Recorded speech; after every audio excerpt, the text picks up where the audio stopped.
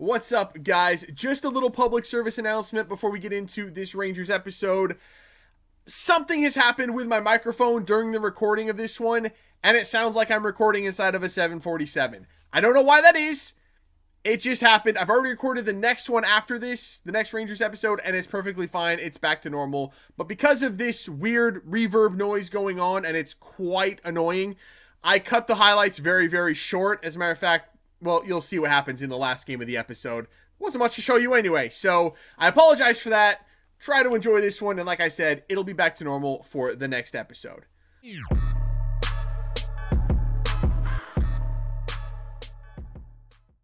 What is up, and welcome back to the Rangers career, episode number 24, and the start of season number 3.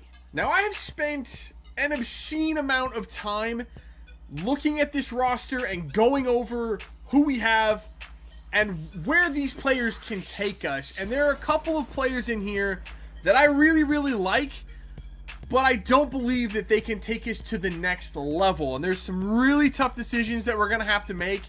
Ones that I don't really want to make, but I do believe that are going to be necessary in order for us to succeed on the European stage.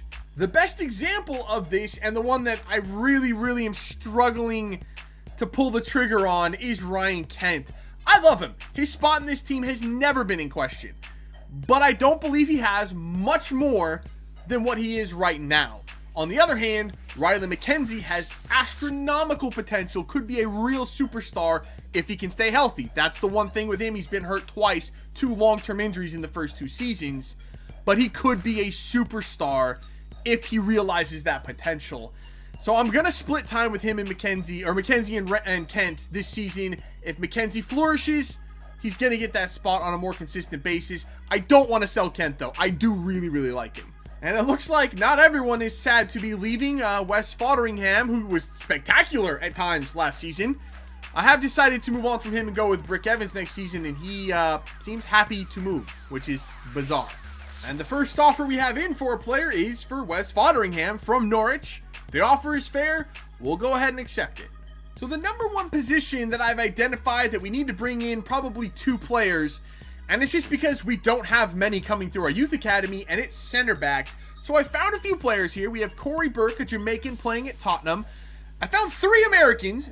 Don't ask how. I wasn't looking for them specifically. I just happened upon them. But we have Isaac Bustamante, which is a great name, playing at Orlando. We have Benjamin Hollingshead at Cincinnati, and we have Brand Ambrose at LA Galaxy. And then we have an Aussie, Joshua Dang, playing at Newcastle Jets. And I think the best out of the bunch, I really like Corey Burke, 6'6" with 5-star weak foot, but I think the player with the best potential is going to be Brant Ambrose.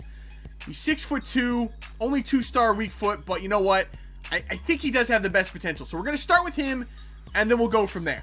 And the next player we're going to go for is one I wasn't expecting. I was not expecting to go for a striker. But in the process of looking for decent young players out there, I found Wade Rowley from Shrewsbury. 5-star skills, 3-star weak foot, 5'7", but he is pretty damn quick. He's a nice compliment to Logan Nicholson up top. And I think we're going to be moving away from Albert Ellis as well. So bringing in Wade Rowley might not be the worst thing. So let's go ahead and get him signed up as well. So now we can get to the business of offloading a few players, and we start with Helander and Kotic. We have offers in for both.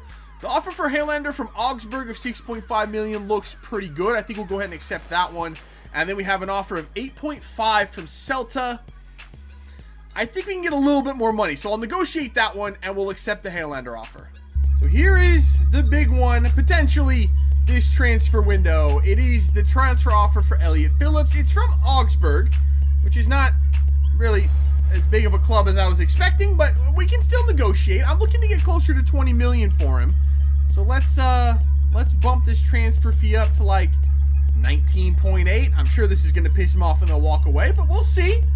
19.8 million for Elliot Phillips, and they'll do it. Okay, I really wasn't expecting that. So we are up to the first game of the regular season now, and would you know it, it's against Aberdeen. This will be the 3rd straight game in this career we're playing against Aberdeen, but so be it. It's last year's champion against last year's runner-up. Waiting on the overlap of Anthony Robinson. Beautifully worked, boys. See Aribo in there. Little layoff there for McKenzie. Riley McKenzie, he's getting the start in this one. I'm gonna rotate him and Kent, but I gotta give him a legitimate shot. Looks like everything's coming up this side with Robinson and McKenzie. Now Jack on it. He's gonna find a ball to Riley McKenzie, and he's in once again. Come on, McKenzie. All the way in. Riley McKenzie, have a shot. Oh, it's off the post. Tap in. Well, sort of a tap in. Rebound to Jake Hasty, and he converts. First goal of the season for Rangers. It's that man, Jake Hasty. Look at Anthony Robinson. That's like the 6th tackle of the first half for him. He's going to probably run it out of bounds. No, it's not. He still keeps the ball. How is he doing this? What is this Anthony Robinson, and where did he come from? Just playing a little 1-2 with Aribo. Now in there for Logan Nicholson. Cutting it back. Beautiful stuff. Aribo on it. Aribo scores. On his right foot, I thought for sure he was hitting that over the bar. But that was exquisite build-up play from Rangers. And Aribo gets the goal. Woo boy. This is looking like a lethal attack this season. Let's keep possession for a minute here. Actually, let's spray it back out here for Tavernier. He's open. Ball in there. Nicholson. What a save by Lunev. That was a beautiful play. Oh, Tavernier steps in and takes it away. Tavernier sweats it across, and it's Jordan Jones with the tap in. I think that was a 4-on-none. Like, that was just, the keeper had no chance. I was trying to get it to Logan Nicholson, but Jordan Jones, late substitute, comes in, gets the third, and we're just killing Aberdeen. Ball in, Goldson intercepts, and that will be the game. 3-0. I don't think Aberdeen had a shot in that game, to be honest. So we're still looking to sell a few more players, but we're up to the next game of the season, and it's our first home game. We're at home to take on Hamilton. Ooh, what a move to drop Watson. That's not good. Oh, that's a penalty. Oh, Anthony Robinson missed the ball, and that's a penalty. Better not be a red card. It's a straight red. Dude, I cannot get away from these straight red cards. Anthony Robinson played his best game of his career so far at Rangers last match against Aberdeen. And starts this one with a straight red. Debatable red card, but now we got to rely on Brick Evans. That shot was nowhere freaking near. You got my left back sent off for that? Second half. Can we find something? I'm assuming this is just going to come from a counterattack. We might end up just kind of laying off a little bit, inviting a little bit of pressure. Dangerous game, I know, down to man, but we got to pull them out of their defensive stance because they just do not come out. Hasty with the ball up here to Ryan Jack. They're still just sitting back. How many numbers they have back for no reason? They're up a man, and they're still playing defensively, but it doesn't matter because Jake Hasty's faster than the rest of the freaking universe. He dinks one in there. Aribo. How did he not head that in? Ooh, that's some good play. Oh, what a save by Brick Evans. Please no. Are you kidding? That is the goal that they score? Get out with 3.5 minutes left. Uh-oh, that is an issue. That got tapped by everybody. That's going to end the game either way. Even if we get the ball back, which we're not because this dude's going to come out. Miller's got a second. And that's either way, it is game. I mean, we're 4 minutes into stoppage time. Just icing on the cake there. There's the final whistle. 2-0 loss at home to Hamilton. Didn't really get to see what Ross McCrory could do at center back because we were down a man from like the 2nd minute on. That was just a waste of time, really. So we have an offer in for Albert Ellis from Sheffield United.